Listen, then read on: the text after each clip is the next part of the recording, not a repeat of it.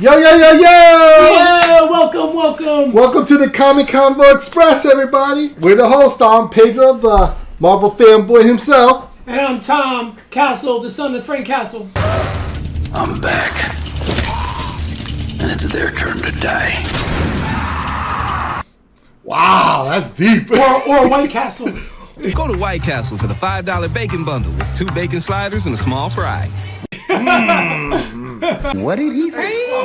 Anyway, so we're live. Welcome. We are live on Twitch TV/Pep Gamer. Why do you forget the dot? I don't know why. Let's try this again, everybody. All right, here we go. Take two. We are live on Twitch TV.tv/Pep Gamer. Hey, what's happening? Hey! We're also live on TikTok. What? At TikTok.com/Pep Gamer. Check us out. And you can also check us out on our YouTube channel. It's youtube.com/Comic Convo Express. You hit the like and subscribe. Keep us going. You can also check us out on our new Patreon. Go to the patreon.com/Comic Convo Express. All caps. No cap. No spaces though. No caps. It's not all caps either. You join now for as low as $4 a month. And you'll get early access, behind the scenes contents, as well as cool swags and merchandise and artwork from our very own Tommy Castle.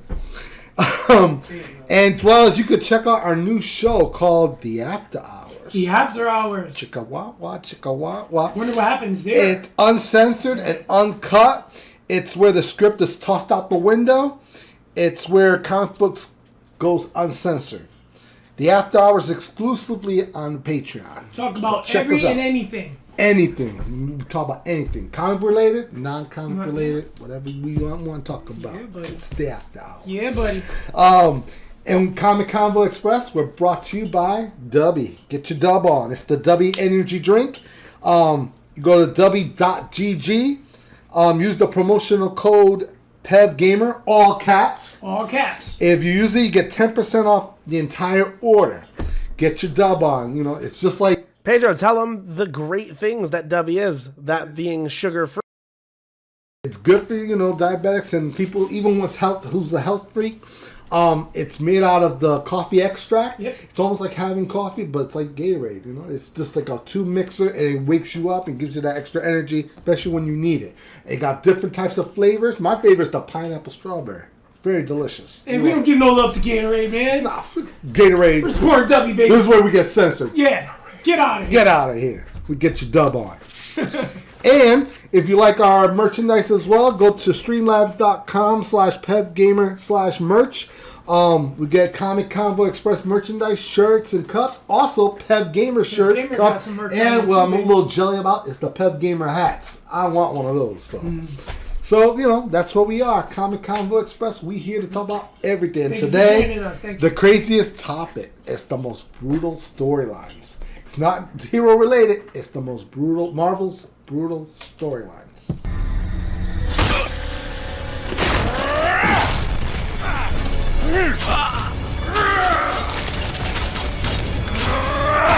So, Pat, take it away. Good afternoon, gentlemen, and good afternoon to our amazing audience. You guys, welcome on into the Comic Convo Express. So yes, just as stated, as Pedro said, this is our 8th episode of our first season. We will be doing Marvel's most brutalist storylines. We have about 6 segments to go through today, so everybody just kind of chill, hang out. Little Redwood, thank you for telling everybody that the Pev Gamer merch is the most comfortable merch in the world. The best kind of merch. It's so soft. Made with cotton, I think. I don't know. Keith, yes, you should have wore your white pants today, my friend, because we're going to have a lot of fun. So, segment 1 is what Marvel comic book storyline turns your stomach every time you have read it. I'm going to let Pedro start this off. Pedro, let's hear what you got to say. Well, I have a list, but we're talking about the number 1. So I'm just going to forego to honorable mentions later and just hit you with the number 1. Like I said, it's a storyline where your stomach turns every time you read it. It's Ultimate Hulk, the Ultimate Universe, Ultimate Hulk Wolverine number 1. It's written by Damien Lindelof and Lino Francis Yu as the artist. Now, this is the scene where the Hulk and Wolverine fight in the Ultimate Universe, and he grabbed the Hulk. Remember we talked a couple episodes how strong he is? Oh, yeah. Well, he grabbed Wolverine, and Wolverine was adamantine skeleton, the claws, everything. You know how badass he is. He picked them up, and he ripped them in half. Jesus. Like, I remember that. Like he grabbed his chest, very brutal. he grabbed his hips, and he just went right. All you saw was blood go out. It was like, oh my god. Lino Francis Yu gets total props in the artwork. Amazing. It was like his bloodiest. Ew! I just get the goosebumps. See, right Did it next make to your stomach turn? Dude, I thought my stomach was ripped off at that scene. I mean, it took a couple issues for Wolverine to recover after that, but that one scene, and it opened up with that in issue 1. So I thought that was like the most glorious scene. It really it was hard to read, but you had to read it again. So that's my number 1. It made Marvel Team Up look like a joke. I know, especially for the Ultimate Universe. Before, rest in peace, the Ultimate Universe. I know they brought it back, but this was the original. So, Top, what about your number 1? Oh, my number 1 is basically it's a 1995 story called The Ruins. I'm not sure if you remember The Ruins. When I tell you this is a 2-issue limited series from written by Warren Ellis and art by Cliff Nelson and Terrence Nelson.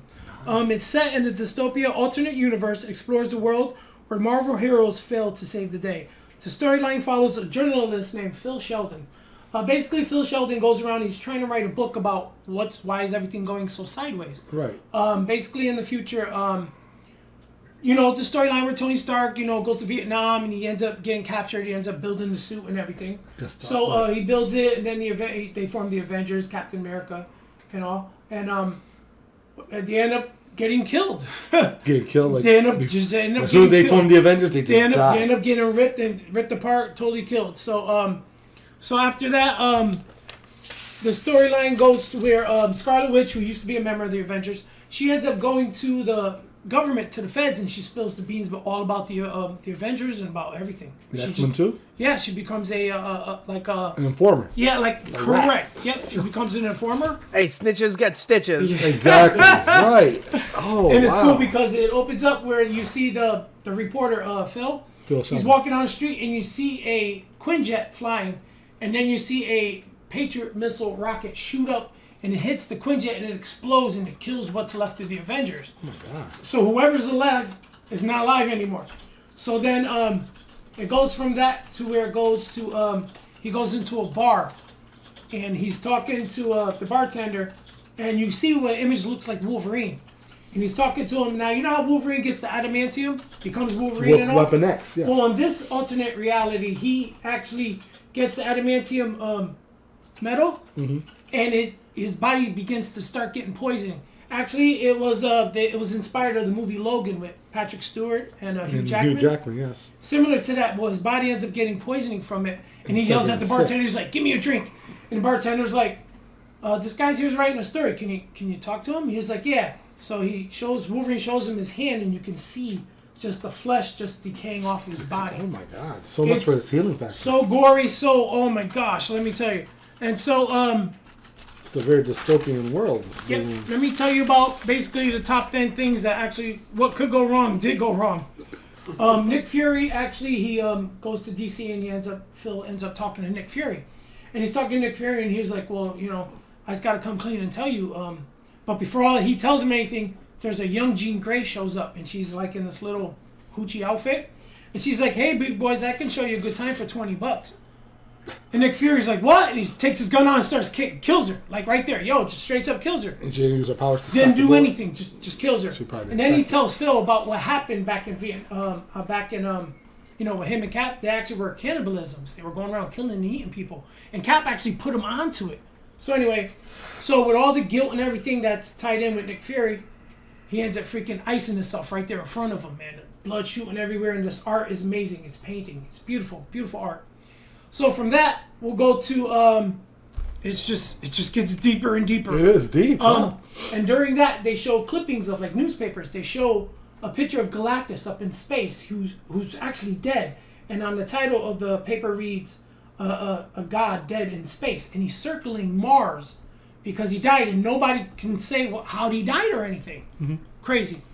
And then again, Silver Surfer is actually up in space, and you can see that he's dead, but he's orbiting Earth, and his chest is ripped open, I don't know what happened. Silver Surfer loses it and ends up, I guess he wants everything kind of... He did He gets Nirvana? so overwhelmed by everything, like, finding worlds for Galactus to eat, blah, blah, blah, and all this stuff, his family and everything. He just wanted to be normal again, so he wanted to learn, he wanted to breathe.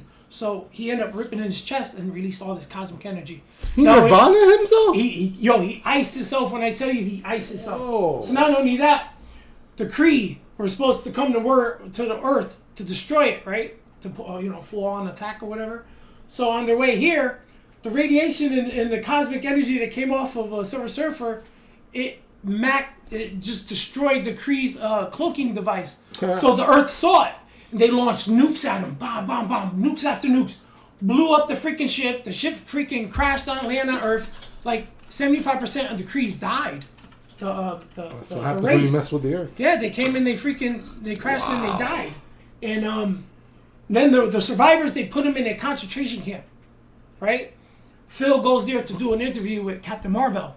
Talks to Captain Marvel and he's like, what happened or whatever. He's like, listen, I tried to go against my race, the Kree, to tell them, not to launch an attack on Earth. He says, you know what?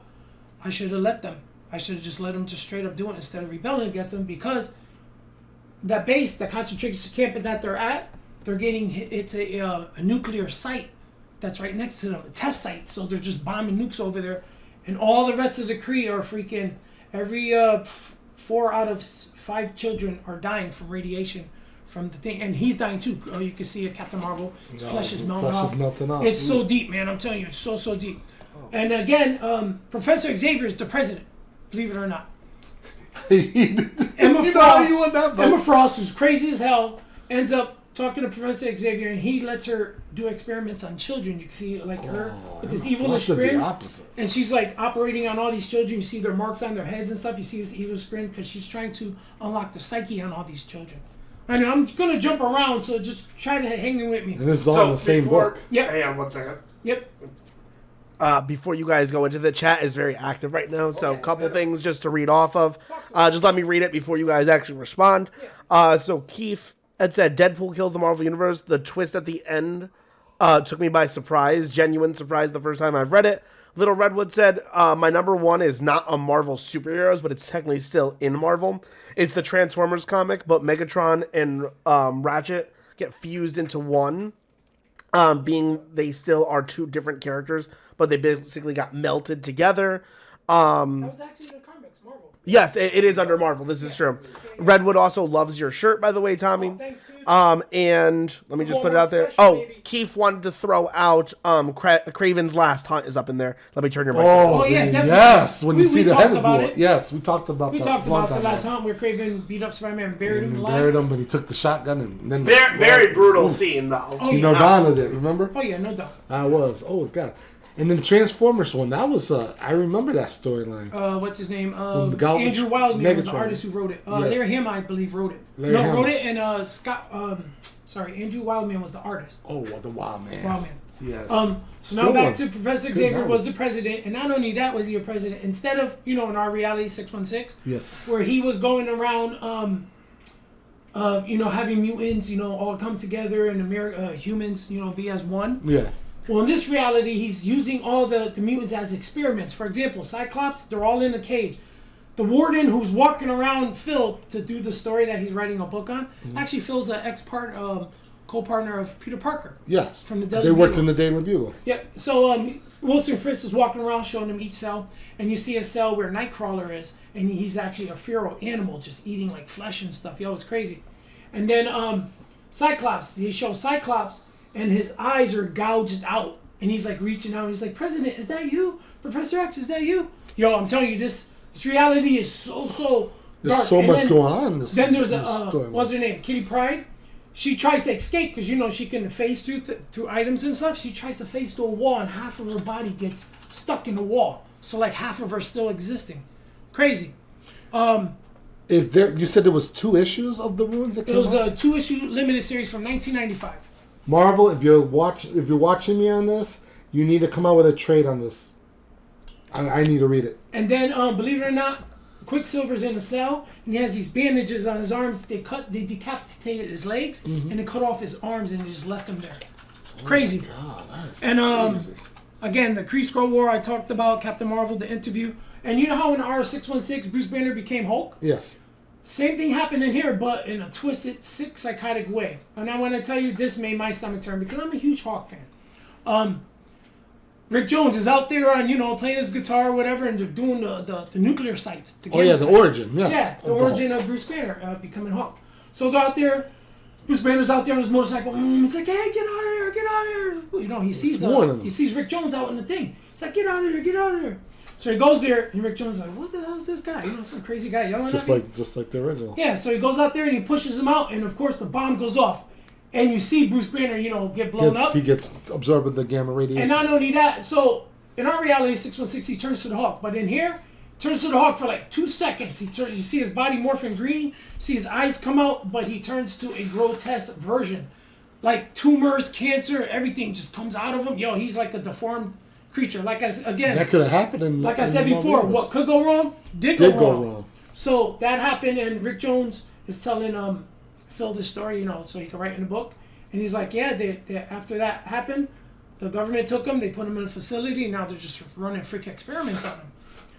And so Phil goes to visit Johnny Blaze. Now Johnny Blaze in this reality isn't the Ghost Rider. No, he's not in this reality. He's a stuntman, and you can see his scarred face. It looks burnt and everything or whatever. And he goes to see him, and he's going to go do a show. So Johnny Blaze takes fire, gasoline, and he pours it on his head. And he lights it, and he goes to do a stunt. But for some reason, he dies while he does his stunt, but his head is still on fire. You can hear him scream. You can't hear him because it's a comic.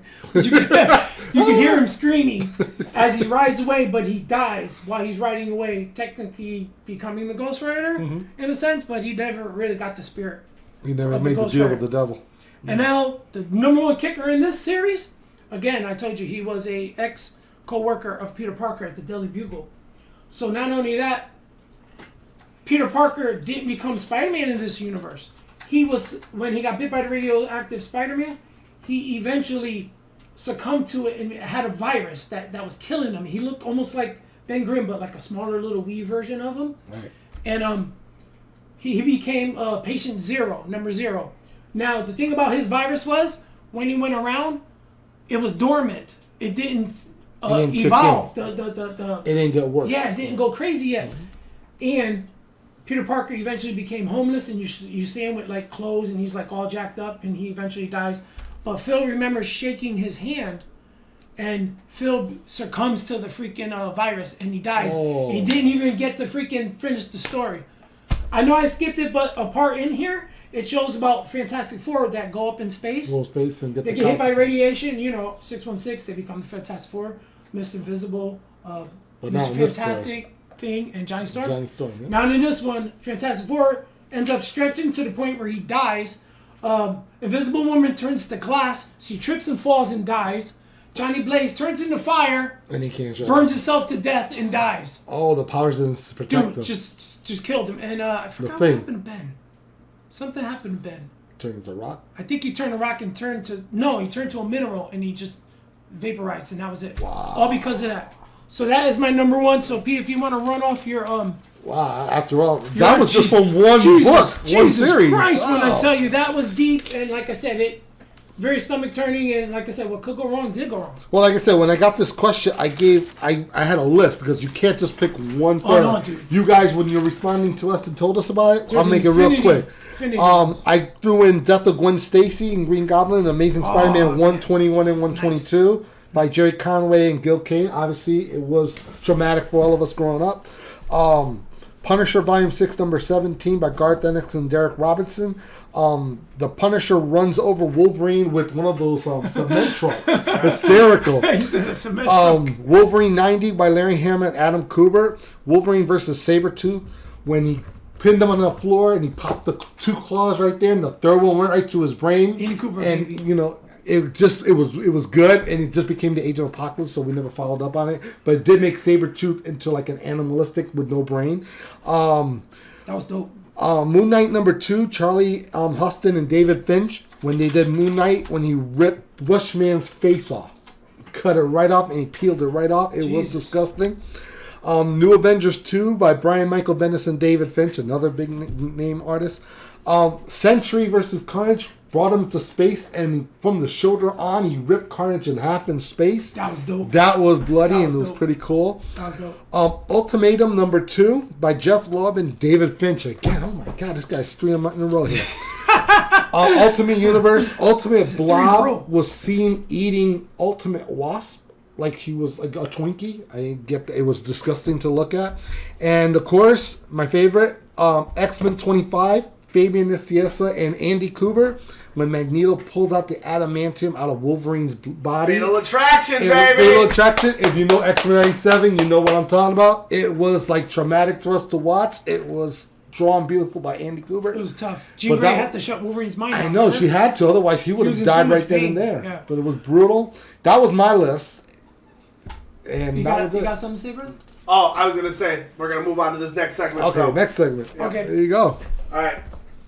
All right, sorry, gentlemen. I'm just looking at the time. Want to make sure we get to everything. So segment 2. What was more intense? Garth Ennis's Welcome Back, Frank, or the Punisher Max series? Tommy, I'm going to let you take control on this one. All right, guys. I'm basically... Here we go. Here we Take go. 3. Take 3. I'm basically going to touch on it, and then I'm going to pass the ball to P to get his ideas and stuff on it. Sure. Welcome Back, Frank, from 2000 and 2001. The series was written by Garth Ennis and illustrated by Steve Dillon. Rest in peace, Steve Dillon. Marked for the return of the Punisher is known for its dark humor and satire, graphic violence, and intense action sequences. Emphasis on Frank Castle's character development and moral complexity. Now, Punisher Max from 2004 to 2008 was also written by Garth Ennis. This series is considered one of the most intense and realistic takes on the Punisher. It's notable for its more grounded. I found this on the web. Okay, Siri, know your role. Jesus Christ. It's considered one of the most intense and realistic takes on the Punisher. It is notable for its more grounded, realistic approach in violence and crime. Increased focuses on Frank Castle's mental state and trauma. Exploration of darker themes such as torture, corruption, and the nature of evil. Now, which one's more intense? I lean more towards the Punisher Max, even though Welcome Back Frank was amazing. Punisher Max was more realistic to me and graphic in depiction of violence. Increased focuses on the psychology toll of Frank Castle's actions. Exploration of darker, more mature themes.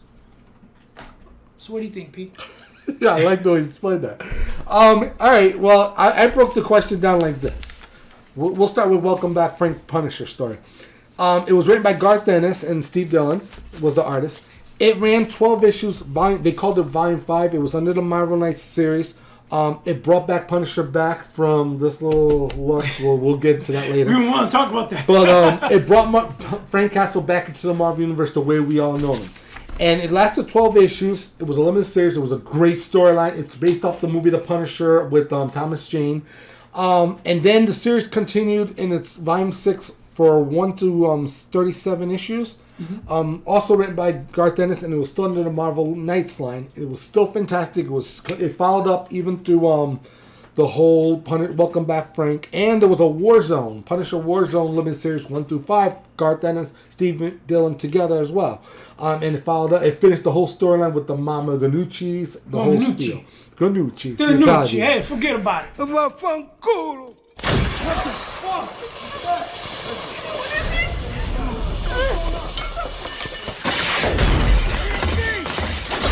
So that's Punisher, the Welcome Back Frank storyline. Max storyline kicked in Volume 7. It started off with issue 1 to 60, also written by Garth Ennis. And then other writers took over after a while, after 61 all the way to 75. And the storylines were more mature. It became a Max line for a different reason. It wasn't the same Punisher. We've later on found out, as you're reading the series, it's an older Frank, but he's still doing the same war against the bad guys. But yeah. The storylines were very mature, like Tommy said. The storylines like Mother Russia, Up is Down, Black and White, The Slavers. Great story. And my favorite one was Barracuda. And Barracuda. There's also the girls with white dresses. Now, the Max line, I will say this. What makes it better than Welcome Back Frank? Welcome Back Frank was entertaining. I'm not going to take that away from it. But the Max line put this old Punisher into the real world scenarios. We're talking about like the Barracuda was pretty cool. I'm not gonna. Nice That stands by itself. I liked him. He was nice. But there was the Slavers. There was Up is Down, Black and White with the Mother Russia as well. Yep. And there were storylines that happens in real life that we don't discuss. Like the Russian Mafia. We're talking about like girls getting kidnapped and used as slavery or sex object. We have that problem to this world. Trafficking. Thank you. Oh my God. And the Punisher, what the Punisher did is what we all wish that we could do in real life. You know what I'm saying? It's clean so streets. It brought back that feel of before Marvel Knights took the Punisher of what Punisher was. And that's what we all wanted. It was vigilantism at its finest. And it brought the Punisher Max series brought that back, and that's why I'm going to give it to the Max line, just like you, because Welcome Back Frank was great. I'm not taking that away. And Steve Dillon killed it with the art. I know. And Garth Ennis, it was it starts here and it ends there, and it traveled through Punisher Max, but it was an open closed case. And it brought back Punisher, and we appreciate it. But the Max line just gave us a whole different storyline, another level, man. And I would say that's why it was more intense. I really enjoyed that. So, there you go. Garth Ennis needs to write a movie, man. Punisher movie. Yeah, I'm telling you, Garth Ennis, you get big shout out. We talked about you in the past. We still giving you props. I mean, I like the Warzone movie was pretty good too. Warzone was pretty good too. I thought yes, was pretty good. Rest in peace to that actor who recently passed too. I forgot his name. I forgot his name, but rest in peace. He played Heimdall in Thor. He was great. He was really good. So that's what we got, brother. That's what we got. All right, gentlemen, give me 2 seconds. Let me just set up. All right. So, segment 3 is actually more about the artists. I want to know who is your favorite R-rated / mature artist over at Marvel Comics. Just before you guys started out, too, I just want to read some of the chat. Yes. Let's see. So, Keith mentioned when we were talking about Brutal Comics, the time Thanos forced the Hulk to eat Captain America during the Thanos wins storyline. There's also the Transformer Amits. May not be as gory, but when we talk about the main villains, stood over a bunch of dead Autobots, and they're leaking the liquid. What's it called? And yes, that's how you pronounce it. Thank you. Which is their blood for the. Oh, you knew. I appreciate it. And let's see what else is there. No, I guess that's... Oh, Redwood was talking about... I just let my dog out, and for some reason... to me, she looks like the young Rocket Raccoon from the Guardians the Galaxy 3 movie. That's hilarious. Okay. I'm sorry. Let's go on to the... Hold on. Let me turn on your mic, damn it! I was going to say... laying the dog out and you're saying Rocket Raccoon. I want to say Cosmo from Guardians of the Galaxy. Raccoon. And that scene about the Transformer scene where he said that he's standing over all the dead Autobots and Decepticons. Yes, I could see that being very, it hits you in the heart, because if you're in their shoe and you see all these dead bodies, how would you react? So I get that scene being pretty cool. Intense. All right, gentlemen. Good guys. Yeah, Keep so it up, start guys. it off. Who's your favorite mature artist? I'll Whomever. take the ball. Yeah. Take the All right, ball. guys. My favorite artist, hands down, has to be Jim Lee. I'll tell you why. While known for his work in superhero titles, Lee often features a level of detail and intensity that earns a R rating, particularly in the titles of The Dark Knight and All-Star Batman. Because I don't know if you've ever seen him draw, what's her name? Huntress? Mm-hmm. Oh my God. Oh yeah, Black in the Canary. DC universe. But I think the question required us in the Marvel universe. Still, look at the Psylocke he drew. Look at the Rogue he drew. Come on, P. Oh yeah, he also did that swimsuit issue. And Storm, you ever see how he draws Storm? Hubba bubba bubba. Hubba bubba, Jim Lee. Like I said, Jim Lee to me is my top.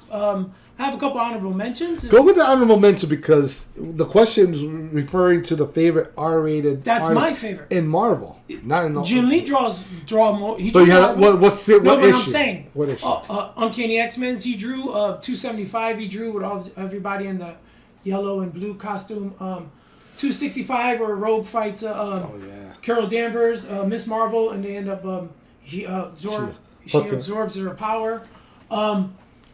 Jim Lee draws a nasty Black Widow. He drew it with the storyline that had Captain America 268, where Wolverine's down with his blades, Cap's behind, and Black Widow, and it jumps back and forth where Cap first joins with Wolverine.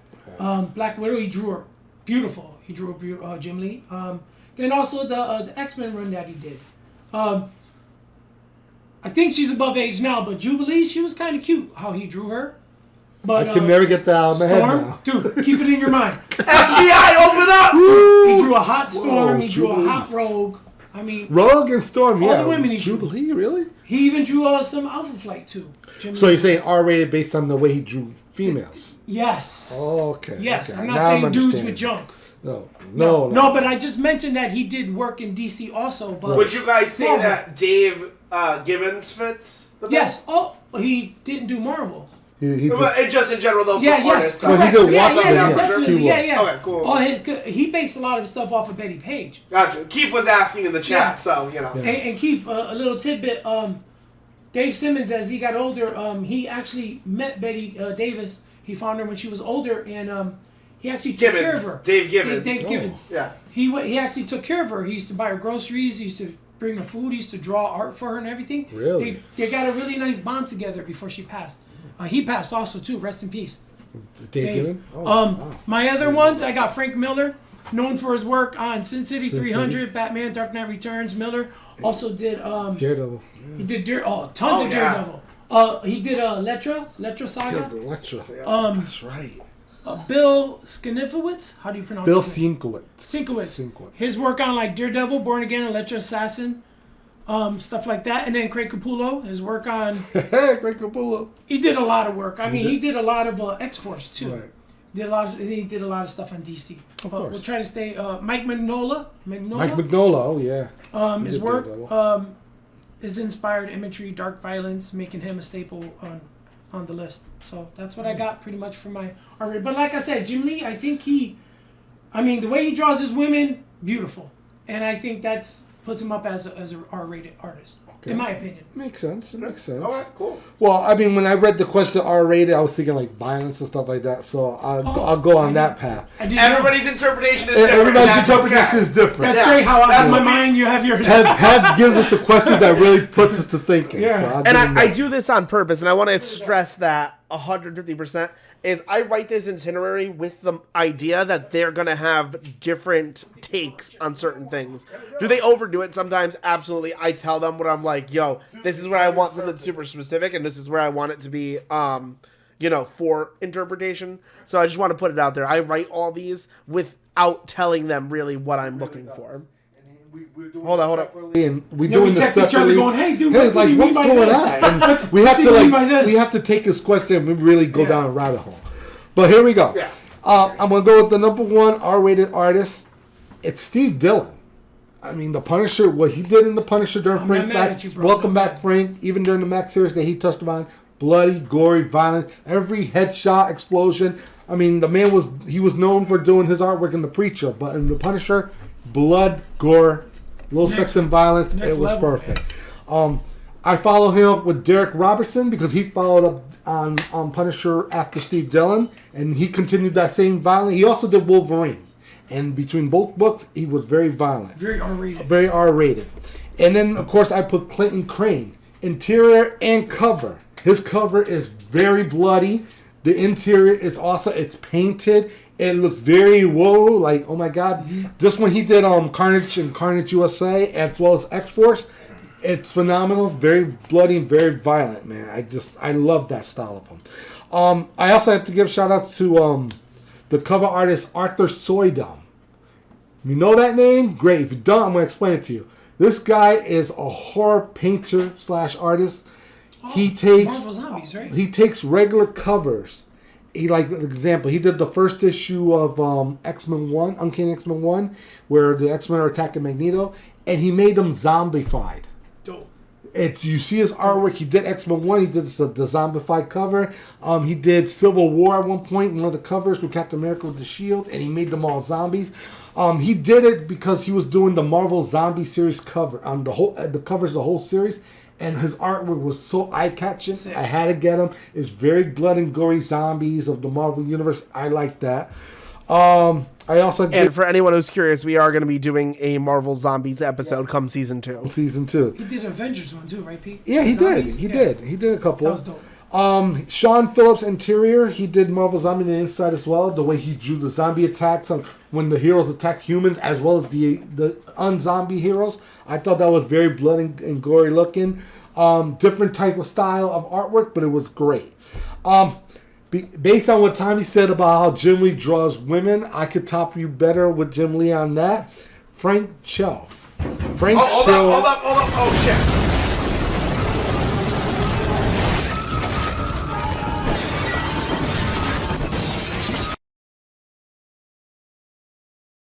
Talk. What happened? Oh my god. No, I totally forgot that we had jump scares enabled for me on my last stream. So somebody, as soon as you started talking about R-rated in terms of sexuality, yes, somebody just did a redeem for the FBI open up meme where the guys break into the house and shit. Oh, shoot. So I got break the door down. I was like, wait. Break it down. Frank Cho. I gotta say it. Frank Cho's. If you ever see read a series that he did Shayna, the She-Devil, picture a blonde, sexy woman in the jungle with the bra and the band. She kicked dinosaur ass. Just the way she Nothing like kicking some dinosaur ass. Like she was sexy as hell. He also did Savage Wolverine. Yes. And even though Wolverine was pretty cool in the way he drew her, but every time we saw a female, it was like, what? So I give him props for that. Clayton Crane, I said also he did covers on Carnage and Carnage USA. It was also catch. Crane's a beast. And that was it. That was my list right there. Nice. So, wow. If I knew if it was that, I would have got dirty and grimy too. That's what I'm saying, but it's the interpretation of the question. Yeah, so. I was going with the chicks. So, I know, the chicks. Only Only one person. I mean, Jim Lee is good, but I think Frank Cho, when he draws females. No. I'm not knocking him. I'm great. But, again. Not trying to sound perverted, but if they were real, I mean, they are real because they look like models. Whoa, I'm just saying. How you doing? How you doing? Pause. Oh. There you go. Here we go. So anyway, that's our list. All right, gentlemen, I'm going to move it on to segment 4, which is actually a scenario question. So you are locked in a mall for 24 hours. You have to escape one of these villains, but you have to pick, right? So you're either going to outrun or survive, whatever the case may be, against Carnage or Moon Knight's The Black Spectre. Again, you have 24 hours. Who are you picking, and what is your strategy to survive? I'll let you guys pick whoever wants to start. I'll go first. First thing I would pray. Pause. What a thrilling question, Pep. Given the options, I'd rather be stuck hiding from Carnage for 24 hours. And here's my survival strategy, P. Bring it on, Grandpa! Carnage is a chaotic and unpredictable foe, driven by desire and destruction and mayhem. He has superhuman strength, ability, and durability, of course. He can bond to hosts, allowing him to heal and adapt. Now, the first thing I would probably do is mall survival strategy would be know the terrain, familiarize yourself with the mall's layouts, including passages, ventilation systems, and emergency exits. Find a secure hiding spot. Look for a secluded area for minimal visibility, such as a storage room, a janitor's closet, or behind false walls. Gather resources, P. Scavenge for useful items like first aid kit, flashlight, night goggles, visions, duct tape, sharp objects, scissors, knives, anything you can pretty much get your hand on. Because you got to defend yourself if the dude pops out. If you get caught. Yeah. You need a communication device. I'm sure you have your phone with you usually when you're stuck, Hopefully it's It charged. might be mute because the idea is you're stuck in a mall for 24 Yeah, hours. but Let's you're assume stuck you don't in- have your phone. There Or you a way go. to So you have contact no the phone. outside world. Okay, phone, all right. Yeah. Again, Doors are if locked. you have some kind of communication device, whether it be a cell phone, two-way radio, Might have to get a walkie-talkie. or you, like I say, get to a security system. You can find a walkie, maybe change the channel, find some help. Create a distraction, right? Use noise-making objects to create a diversion to draw Carnage away from you, from your hiding spot. Stay quiet and hidden, because remember, any sound, Carnage will pick that up in a heartbeat. Avoid making noises and remain concealed. Carnage relies on his senses, and so minimize your visibility and scent. Monitor Carnage's movements. Again, I would try to get to the security system, try to find out where this dude's at, because Anyway, movement. Use your knowledge of the mall and resources to track Carnage's location. Wait for an opportunity. If Carnage is distracted or separated from its host, consider making a break for an exit or attempting to disable him. I'm just saying. Just make an attempt. You always got to have this in your mind. You know, because you got to be about your surroundings. You know what I'm saying? You got to be somewhat open-minded about it. Prepare for the worst, of course. If confronted, use your resources and wits to defend yourself. Target Carnage's host or exploit weaknesses such as sonic attacks or fire. Hey, loud enough for you? Okay. I'm just saying, those are a You couple can find. options. You probably could get something like that in the mall. Yes. Yeah. Go for it. Survival depends on adaptability, stealth, and exploring Carnage's unpredictability. As for, well, that's pretty much it. I'm not going to go with Black Spectre, but I had something on him too. But again, Carnage is lethal, violent, you name it. He's everything that you don't want to go against. But the whole thing is to survive. Yeah. you So wanna how are try you to going to survive? Keith with in Carnage the chasing? chat Like I told you, just two-way put radio. set off a fire alarm? Question mark. You can, and that noise will distract Carnage. Yeah. And therefore, fire department will come. Or the cops harm will him. come. And I'm sure, like, for example, if the cops get there and be like, oh, we're getting ripped apart by Carnage. Hello, superheroes? I'm sure they can reach out to Yeah, but Sure. the idea to this question was you're stuck in the mall for 24 hours, meaning there's a lot. I told you. I don't know. Do we have people No, locked but- in with but- you, but- or No, you're by it's yourself? an abandoned mall. You're by yourself. But You Pete, gotta stay there for I 24 hours. explained to him. Yeah. you have Right, to. but you're talking about getting a communication to call the if you cops to get- help I'm you just out. say- well, But he you said, guys, they just said on the chat, pull a fire alarm. I think I'm he just means to damage Carnage because the To fire damage alarm, the sonic alarm wave, is, not to call the police. wave. That's a distraction. it's a distraction That's a distraction to keep Yeah. you away, to keep him to away keep from running you. so you can survive. Or Yeah. alternatively, all symbiotes are damaged by loud noises. Right. If you leave it on for long enough, you'll kill Carnage. And you're in a situation where the next 24 hours, there's no help from the outside coming to help you. If you survive that 24 hours, you're able to get out. Yeah, assume the situation's That's- like Dead that's- Rising. I did. I told you, find a secluded place. It's a place. Yep. Hide. Gather supplies. Yep. Find stuff that you could somewhat defend yourself with. Yep. Find a false wall. My first thing would probably hit the security room. Go Yeah. to security. Maybe try to get a two-way radio, and just tell them I'm trapped here. That's all. And But then they'll I'm come not out- going to hold either of you. My first plan is to run to, you know how when those malls have the speakers around them? no clarification on anything. Well, I mean, you clarified it. My issue was you're fighting you're running from You're not Carnage. fighting, you're hiding. You're hiding from Carnage. You're hiding. But But I here's- told you everything about him. True, but here's what. All right, let me touch on Carnage real quick. Cletus Cassidy and the Carnage symbiote. Okay, they're shapeshifters. They camouflage. He's bonded to a symbiote.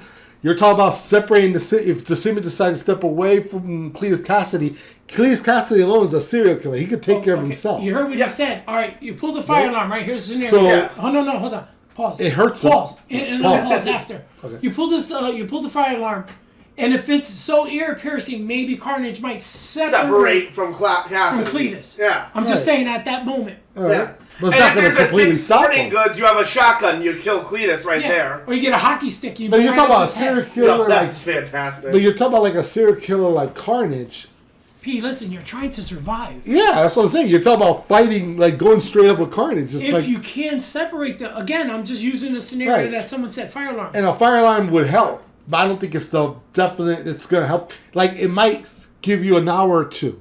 I So Carnage disagree just- with you. because Hold I up, think hold the- up. See, listen, No way. the hour two, you can still go hide more. Hiding, You yeah. can still Or- go You can hide more, but Or you eventually, have an hour to find fire that will kill Carnage. right? And you could probably survive another hour. You're talking about 24 hours. Well, if you go, That's a lot Carnage of isn't running going and to hiding. regenerate, though, if you kill him. No, What if but the Carnage symbiote can adapt. First, he could like go after the speakers and take them completely down. That's assuming, eventually. though, that takes an hour. he can power through it. There might be too many fucking Well, speakers Venom could do surrounding it. him. Carnage could do it too. Pete, you're in a mall. He's got to go through every speaker to. He'll do it Yeah. one step at a He'll time. be dead before And he I gets up figured- there. Let me ask you this: what if he's stuck in the mall and there's a Bass Pro with all the weapons and like you That's said, what I'm saying. Yeah, Right, just that's what shotguns, I'll get to that in a minute. flamethrower? I'm sure there's some kind Right, of and I'll get to that in a Yeah. minute. There's something. So he'll in that first hour as you're running Get away, a regrouping, getting the compressed air and a weapons. fucking lighter. Carnage is finished. Can't Right. you get some kind of flammable liquid or something? That's throw what I'm on saying. them? But Yeah. you're talking about it's two separate horror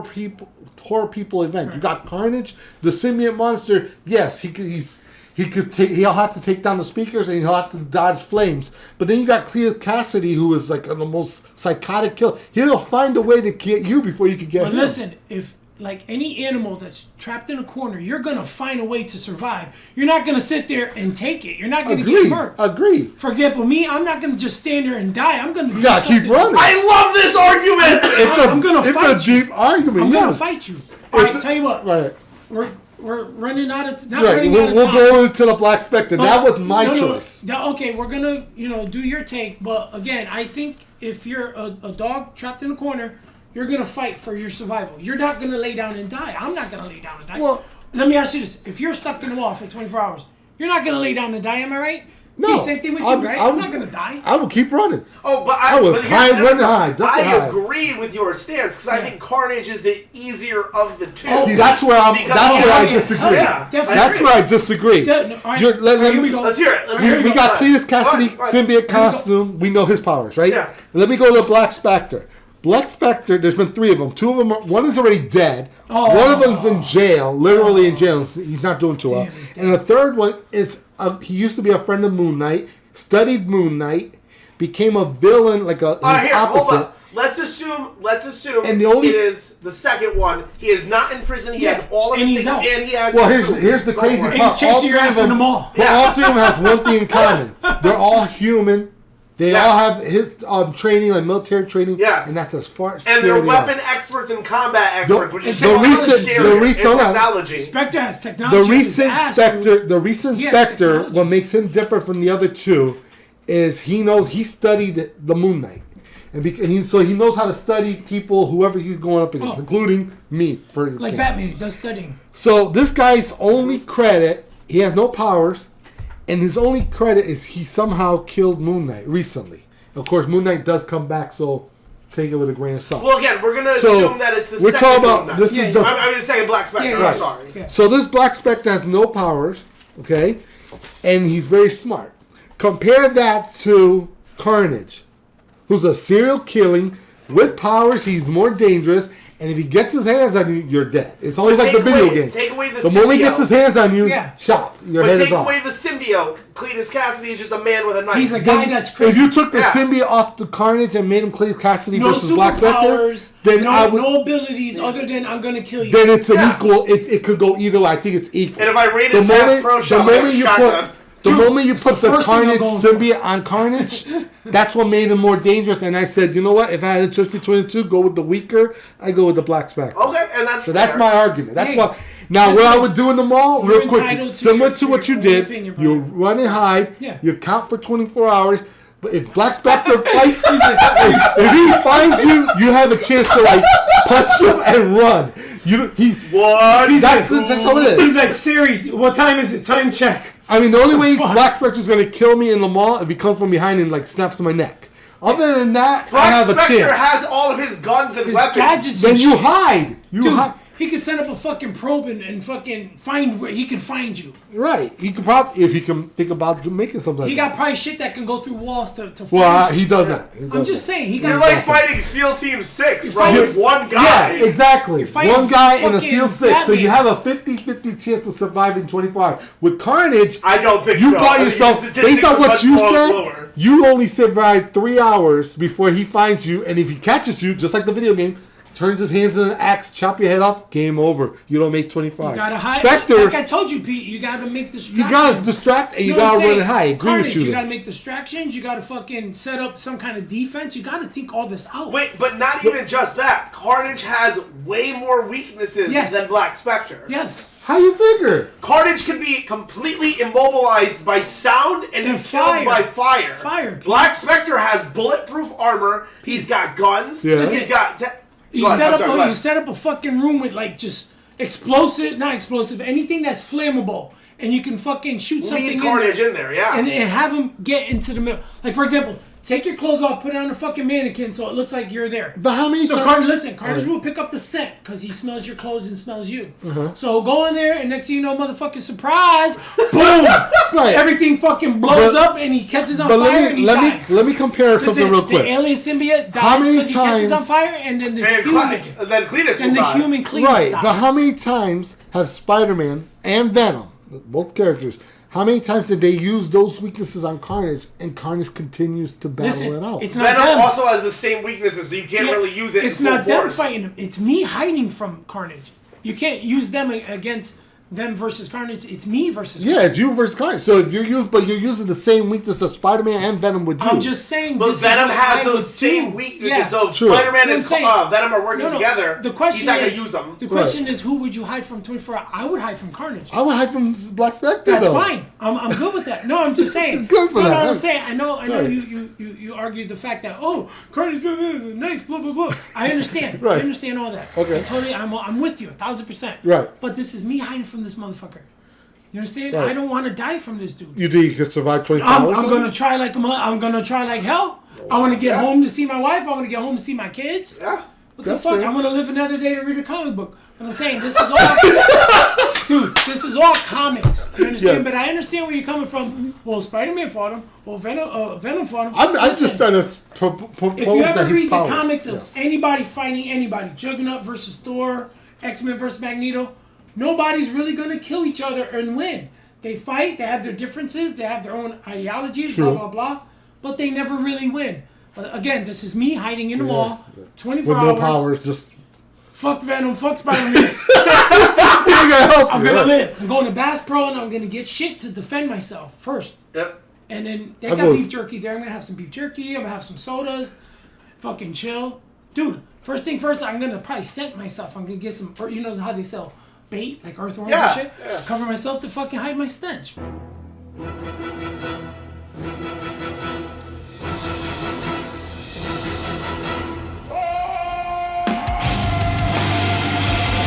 What the fuck? What are you, know? Predating this? I know, Predator. I was thinking of Walking Dead when they took all the zombies and they fucking went incognito and shit. And they're like, hey, Wow, let's he go walk. went walking. They're like, dude, let's walk with the zombies, dude. Look, look. And the zombies are, they're like, dude, this guy looks not dead. You know? But I'm just saying, Pete. Understandable. That's That's me. understandable. That's just That's mine. understandable. That's my Alright. 2 cents, bro. There you go. You guys ready for the next one? Yes, Sir, give it to us. let's go. Now- All right, gentlemen. Oh, I can actually turn on my mic and talk. Holy shit! We're gonna go to segment 5, and we have 10 minutes in the show left, so I'm gonna combine 5 and 6 like we normally do. So segment 5 is who is more of a threat to humanity, Ultron or Thanos? And segment 6 is what's next. So put your stance out there. Tommy, you can take this one for sure. And I want you to follow it up with what you want to see next in terms of Marvel's brutality. Go ahead, Tommy. All right, guys, I'm going to set it up and then pass the ball to Pedro. Both Ultron and Thanos are formidable villains in the Marvel Universe, but they both pose 2 different types, different threats. Reasons. Right. Ultron, a highly advanced artificial intelligence with, advanced artificial intelligence with superior technology and strategic thinking, can control and manipulate technology, robots, and drones. Goals: eradicate humanity and establish a new world order under AI. Right? I'm just saying. that's right. Now Thanos, a cosmic entity with immense power, durability, energy manipulating abilities. Now, if he did possess the power, the Infinity Gauntlet at one Gauntlet. time, granting him unparalleled power. The goals balance the universe through destruction and resources management, his twisted perspective. Now, in a direct confrontation, Thanos might have an upper hand due to his cosmic powers and Infinity Stones if he had the gems. If he had them. Yeah. However, Ultron's technology, powers, and strategic thinking make him a more insidious threat. Ultron can infiltrate and control entire networks, making him a threat from within. His technology superior allows him to adapt and evolve rapidly. He can create an army of robots, minions to overwhelm opponents. Again, like the Age of Ultron. Age of remember Ultron, yes. that alternate story? Yes. Thanos, on the other hand, is a more overt, Annihilation Wave? Sorry. Yeah, he did that is too. a more overt threat, using powers to destroy and reshape universes in the comic scale. Ultimately, both villains pose significant threats, but in different ways. Ultron's technology, menace, more challenging to direct counter, while Thanos' raw power and cosmic ambitions make him a more immediate and destructive force. That's my take on both of them. But me personally, I don't want to fight anyone, and I think they're both formidable foes against humanity. Right. So who would you pick as the more threat? Yeah, if you had to take a I stance. think the bigger threat would probably be Ultron, in my opinion, because like I said, he can. I agree. He can take over all the technology in the world. He can launch nukes. He can freaking have countries go against each other. He can actually eliminate the world and make it suit to his means. Right. You know what I mean? So I think Ultron, hands down, would probably be more of a threat. Now, an initial threat would probably be Thanos. He'll show up. Yeah. I'm Cosmic God. Blah blah blah. Bow to my whims. But you could take it away, Pete. Well, That's I what mean, got. I wrote it down real simple. Yep. Ultron wants to destroy. He wanted to make humanity extinct by destroying the Earth. He dropped in the movie. Yep. He dropped. He wanted to drop a city onto the Earth and wipe out humanity. Thanos, guys, his Infinity Gems wanted to wipe out half the universe. So, I would say movie wise, Thanos over Ultron. Is it Thanos like half of y'all Half niggas the- gotta go? Gotta go. That's gotta it. Go. And we talk about the whole universe, not Y'all just gotta Earth. go. So between The snap. ambitions, I say Ultron had Earth. That's all he wanted to destroy. Thanos thought the whole universe and he wanted to wipe half. So I give it to Thanos. The comic version is, I think it's the same way, but this is what it is. Ultron did a lot of damage in. He annihilated a city in Ultron Unlimited. Mm-hmm. He also was involved in the Annihilation Wave, in Annihilation Conquest, I think it was. Mm-hmm. He destroyed Slorenia. That was the city. He teamed up with the Fanlax and took out partial of the galaxy of the Kree, their own territory. Age of Ultron, he created what he did there with that alternate universe. He also created Vision and Jocasta, but they turned on him. Okay. So you figure that out. And then you got Thanos. Again, the Infinity Gauntlet, what he did, he wiped out half the universe. He killed his parents. Yes. He killed Adam Warlock, Drax, Pip the Troll. The list goes on that. He killed Gamora. Yeah, he did. He did it just to impress Death. What do you call it? His reason. He destroyed Regal 3. This was another alien race that got destroyed. With Infinity Gauntlet too. Not just Infinity. Without the Infinity Gauntlet. So that's how dangerous he is. He fought the Avengers many times, and he always this close to always losing. So between what they've done in comics, Yep. I lean more towards. I still say Thanos the same way because of the damage he done. Ultron, there's a weakness. What he wants is legit. What his weakness is he had more hatred for his creator, Hank Pym. Yep. His creator, he hates him the most. Once you took him out of the picture, he still hates humanity, but his vision is so secluded. It's focused. But he has potential. All the damage he did in space, he does have potential to be just as big as Thanos and dangerous Thanos. But his vision is of what he wants is so secluded. Thanos has a bigger picture. As crazy as it sounds, that's why they call him the Mad Titan. It's crazy because he wants to destroy the universe halfway just to impress Death. Yeah. He's accepted the fact that he's a killer. He does it for science, and he has a scientific reason to doing it. And he's not content until it's done. Even when he's done, he's not content. So that makes him more dangerous. So Thanos is my answer. I like your. I totally agree with everything you just said. Mm-hmm. I'm a big fan of Thanos.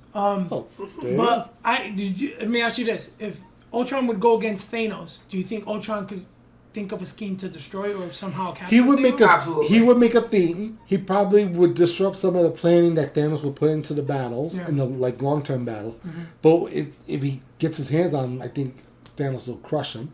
He'll survive it by transferring his mind to other bodies. Isn't the original Ultron made of adamantium? Yes. Correct. Okay, so Thanos And vibranium, I believe. Maybe I don't know if Thanos was strong. There enough was- He might. Well, with the gem, he can fucking bend reality. He could He might not be able to bend his metal arms or metal thing, but he can knock his head off the body and just game over. game over. You know? Well, here's the crazy thing, though. Technically speaking, Ultron's immortal because unless you throw his bodies in separate directions, he'll find a way to repair himself. Well, just like I You're said right. before, You're just because right. you could beat Ultron doesn't mean you killed Ultron. There's a difference. You beat him, but you You'll didn't- beat him. but you He'll didn't- hide for a couple of months. He might come back and try to attack Thanos again Rebuild with a the better body, plan. rebuild another But I body. think Thanos will just keep kicking his ass until. So I actually have my own thought to this, right?